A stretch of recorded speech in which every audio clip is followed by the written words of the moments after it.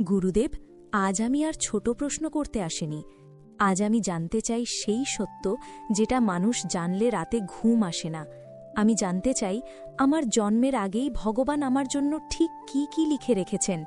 কেন কিছু মানুষ জন্মের পর থেকেই কষ্ট পায় আর কিছু মানুষ না চেয়েও সুখ পায়?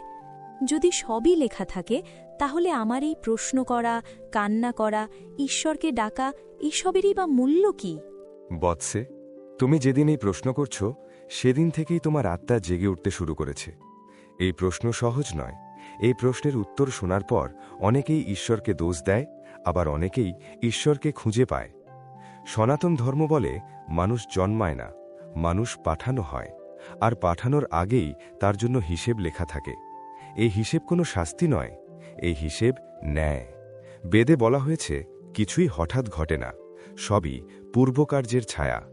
গুরুদেব, তাহলে কি আমার জীবনের কষ্টগুলো আমি আগের জন্মেই ডেকে এনেছি? আমি কি নিজের অজান্তেই নিজের শাস্তির চুক্তিতে সই করে এসেছি? হ্যাঁ বৎসে, এইটাই প্রথম ভয়ঙ্কর সত্য। গীতা, উপনিষদ, গরুর পুরাণ সব গ্রন্থেই বলা হয়েছে আত্মা যখন নতুন শরীর গ্রহণ করে তখন সে খালি হাতে আসে না। সে সঙ্গে করে নিয়ে আসে অসম্পূর্ণ কর্ম, অসমাপ্ত ঋণ আর অপূর্ণ ইচ্ছা। তাই কেউ জন্মেই রাজপ্রাসাদ পায়, আর কেউ জন্মেই অন্ধকার। ভগবান পক্ষপাত করেন না, তিনি শুধু হিসেব মেলান। গুরুদেব, কিন্তু আমি তো কিছুই মনে করতে পারি না। যদি আমি আগের জন্মের কথা না জানি, তাহলে শাস্তি পাওয়াটা কি অন্যায় নয়? এটাই মায়ার সবচেয়ে গভীর জাল। মনে রাখতে পারলে মানুষ অনুতাপে পুড়ে যেত, আর ভুলে না গেলে নতুন কর্ম করতে পারত না। তাই ভগবান স্মৃতি কেড়ে নেন, কিন্তু ফল রেখে দেন। উপনিষদ বলে আত্মা জানে, মন জানে না। এই কারণেই হৃদয়ের গভীরে একটা অজানা ভার সব সময় থাকে। গুরুদেব, তাহলে ভালোবাসা, বিয়ে, কার সাথে জীবন কাটাবো সেটাও কি আগে থেকে লেখা? এই প্রশ্নটাই মানুষকে সবচেয়ে বেশি কাঁদায়। শাস্ত্রে বলা হয়েছে যার সাথে শান্তি পাও সে বর্তমান জন্মের সঙ্গী, আর যার সাথে অশান্তি পাও সে পূর্বজন্মের হিসেব। তাই কিছু মানুষ জীবনে আসে আলো হয়ে, আর কিছু মানুষ আসে আগুন হয়ে। ভগবান নাম লেখেন না, তিনি সম্পর্কের ফল লেখেন। তাই তুমি কাকে ভালোবাসবে তা তোমার পছন্দ মনে হলেও কাকে ভোগ করতে হবে তা আগেই নির্ধারিত। গুরুদেব, তাহলে যে আমাকে সবচেয়ে কষ্ট দিল সে কি আমার শত্রু নয়? না বৎসে, সে তোমার শত্রু নয়, সে তোমার ঋণ গ্রহীতা। মহাভারতে বলা হয়েছে যে তোমার অহংকার ভাঙে সে তোমার সবচেয়ে বড় উপকারক, কারণ সে তোমাকে ভিতরে ভিতরে জাগিয়ে তোলে। গুরুদেব, মৃত্যুর দিনটাও কি লেখা থাকে? মৃত্যু লেখা থাকে, কিন্তু ভয়ের জন্য নয়, মুক্তির জন্য। গরুর পুরাণে স্পষ্ট বলা আছে মানুষের আয়ু নির্ধারিত, কিন্তু চেতনার উচ্চতা নয়। কেউ অল্প সময় সত্য জেনে যায়, কেউ দীর্ঘ সময়ও অন্ধ থাকে। তাই মৃত্যু আসে ঠিক সময়ে, কিন্তু মানুষ প্রস্তুত থাকে না।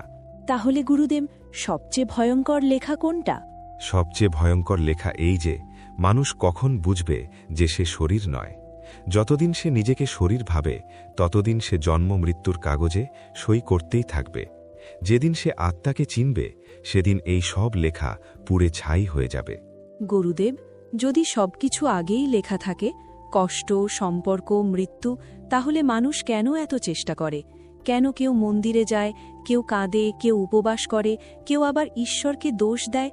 যদি ভাগ্যই শেষ কথা হয়, তাহলে সাধনা, প্রার্থনা, ত্যাগ এসব কি শুধু নিজেকে ধোঁকা দেওয়া নয়? বৎসে, এই প্রশ্নের উত্তর জানলে মানুষের ভিতরের ভয় বেরিয়ে আসে। শাস্ত্র কখনো বলেনি যে মানুষ অসহায়। শাস্ত্র বলেছে মানুষ বাধা, কিন্তু অন্ধভাবে নয়। ভাগ্য হল নদীর স্রোত, আর পুরুষার্থ হল নৌকা। স্রোত লেখা থাকে, কিন্তু নৌকা চালানোর শক্তি মানুষের হাতে। তাই গীতা বলে ভাগ্য ভোগ করো, কিন্তু কর্ম ছেড়ো না। গুরুদেব, কিন্তু অনেক মানুষ তো ভালো করেও শুধু কষ্ট পায়, তখন ঈশ্বর কোথায় থাকেন?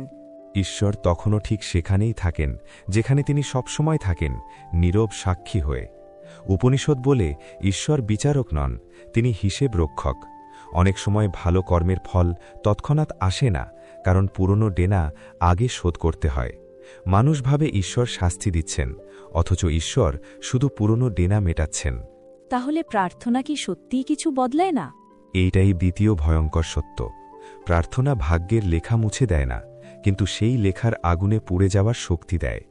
স্কন্দপুরাণে বলা হয়েছে, ভক্তি পাপ ধ্বংস করে না, ভক্তকে শক্ত করে।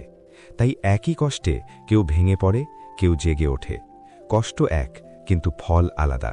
তাহলে গুরুদেব, যারা ঈশ্বরকে বিশ্বাস করে না তারা কেন অনেক সময় সুখী থাকে? কারণ সুখ সবসময় পুরস্কার নয়।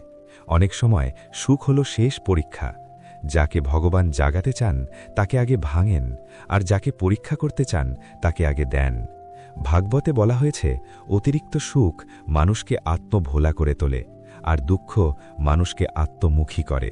তাহলে গুরুদেব, মানুষের জীবনের সবচেয়ে বড় ভুলটা কি? সবচেয়ে বড় ভুল হল নিজেকে শরীর মনে করা। এই ভুল থেকেই লোভ, ভয়, হিংসা, আসক্তি জন্মায়। গীতা বলে, শরীর পরিবর্তনশীল, কিন্তু আত্মা অপরিবর্তনীয়। অথচ মানুষ সারা জীবন পরিবর্তনশীল জিনিস আঁকড়ে ধরে কাঁদে। তাহলে গুরুদেব, ভাগ্য একদমই বদলানো যায় না? ভাগ্যের ঘটনা বদলানো যায় না, কিন্তু ভাগ্যের অর্থ বদলানো যায়। কেউ কষ্ট পেয়ে ঈশ্বরকে গালি দেয়, কেউ একই কষ্টে ঈশ্বরকে খুঁজে পায়। এখানেই মানুষ আর মহাত্মার পার্থক্য। তাই রামায়ণে বলা হয়েছে, দুঃখ এলে প্রশ্ন করো না কেন আমি, প্রশ্ন করো এটা আমাকে কি শেখাতে এসেছে। তাহলে মুক্তি কিভাবে আসে? মুক্তি আসে যখন মানুষ লেখা পড়ে ফেলে, কিন্তু আর তাতে সই করে না। যখন সে বোঝে যে আমি কর্মের দাস নই, আমি কর্মের দর্শক। এই উপলব্ধি হলে জন্মমৃত্যুর খাতা বন্ধ হতে শুরু করে।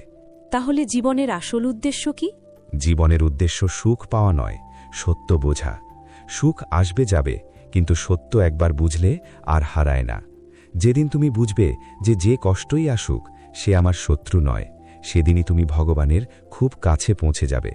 গুরুদেব, আমি এখন আর ভয় পাচ্ছি না, কিন্তু আমার বুকের ভেতর এক অদ্ভুত ভার জমে আছে। যদি সত্যিই সব লেখা থাকে, তাহলে শেষ প্রশ্নটা আমাকে করতেই হবে। এই লেখা কি কোনোদিন শেষ হয়, নাকি মানুষ অনন্তকাল ধরে এই জন্মমৃত্যুর খাতায় বন্দী হয়ে থাকে? যদি মুক্তি সত্যিই থাকে, তাহলে তার দরজাটা কোথায়? বৎসে, আজ তুমি সেই প্রশ্নে এসে পৌঁছেছ যেখানে অধিকাংশ মানুষ সারা জীবন এসেও পৌঁছায় না। শাস্ত্র বলে, লেখা শেষ হয়, কিন্তু শরীর ছাড়লে নয়। লেখা শেষ হয় যখন মানুষ নিজেকে লেখার বিষয় না ভেবে লেখার পাঠক হিসেবে চিনতে শেখে। উপনিষদ বলে, যেদিন আত্মা নিজেকে ব্রহ্ম বলে চিনে ফেলে, সেদিন আর কোনো হিসেব বাকি থাকে না। কিন্তু মানুষ তো বারবার একই ভুল করে, জেনেও মায়ায় জড়িয়ে পড়ে, জেনেও শরীরকে আঁকড়ে ধরে। তাহলে এই চক্র ভাঙবে কিভাবে? এইটাই শেষ ও সবচেয়ে কঠিন সত্য। মুক্তি কোনো নতুন পাওয়া নয়, মুক্তি হল ভুল ছেড়ে দেওয়া। মানুষ ভাবে তাকে কিছু অর্জন করতে হবে, অথচ গীতা বলে, ত্যাগ করাই জ্ঞান। যতক্ষণ মানুষ ভাবে আমি করছি, ততক্ষণ সে কর্মের দাস। যেদিন সে বুঝবে আমি দেখছি, সেদিন কর্ম তার উপর অধিকার হারাবে। তাহলে ভগবান কেন এত নীরব থাকেন? কেন তিনি সামনে এসে বলেন না, এই পথটা নাও? কারণ ভগবান তোমার বাইরে নন। যদি তিনি বাইরে হতেন তাহলে পথ দেখাতে পারতেন, কিন্তু তিনি ভিতরে, তাই জাগাতে চান। শিবপুরাণে বলা হয়েছে, ঈশ্বর শব্দ নন, ঈশ্বর উপলব্ধি। তাই তিনি চিৎকার করেন না, তিনি নীরবতা দেন। যে নীরবতায় মানুষ নিজের আসল কণ্ঠস্বর শুনতে পায়। তাহলে এই জীবনের শেষ কাজটা কি হওয়া উচিত? শেষ কাজ হল প্রস্তুতি। মৃত্যুর জন্য নয়, সত্যের জন্য। গরুর পুরাণ বলে, যে জীবিত অবস্থায় মৃত্যুকে বোঝে, তার জন্য মৃত্যু শুধু দরজা বদল। আর যে জীবিত অবস্থায় জীবন বোঝেনি, তার জন্য মৃত্যু ভয়ঙ্কর। তাই ভয় মৃত্যুর নয়, ভয় অজ্ঞানতার। তাহলে যারা কষ্টে ভেঙে পড়েছে, তাদের জন্য কি কোনো আশা নেই? আশা নেই শুধু তাদের জন্য যারা কষ্টকে অভিশাপ ভাবে, কিন্তু যারা কষ্টকে ডাক মনে করে, তাদের জন্য প্রতিটা দুঃখই মুক্তির সিঁড়ি। ভাগবতে বলা হয়েছে, যাকে ঈশ্বর সবচেয়ে কাছে টানেন, তাকে তিনি সবচেয়ে বেশি নাড়া দেন। গুরুদেব, শেষবারের মতো বলুন, জন্মের আগেই ভগবান আসলে কি লিখে রাখেন?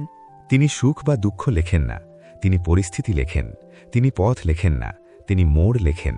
আর সবচেয়ে বড় কথা, তিনি কখনোই মুক্তি লেখেন না, কারণ মুক্তি কোনো দেওয়া জিনিস নয়, মুক্তি হল বোঝা।